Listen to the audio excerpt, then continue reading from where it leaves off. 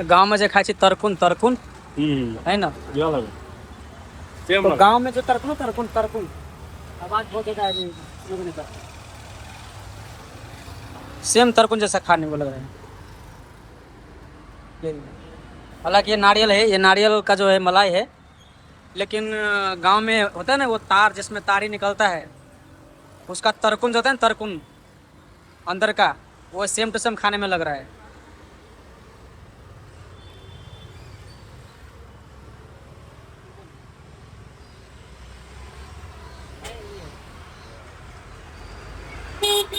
देख रहे हो?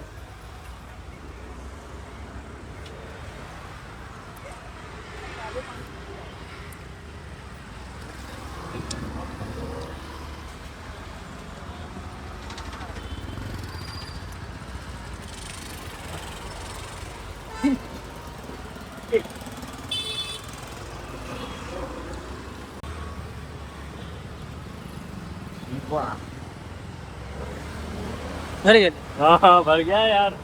गिरे हो गिरे हो गिरे हो।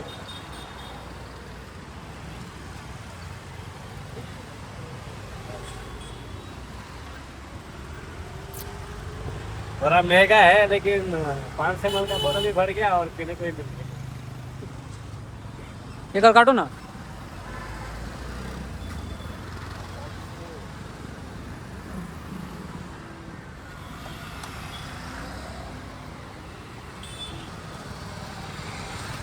वो जो है ना वीआईपी एरिया है, वीआईपी एरिया इसलिए थोड़ा महंगा है कि नहीं अंकल?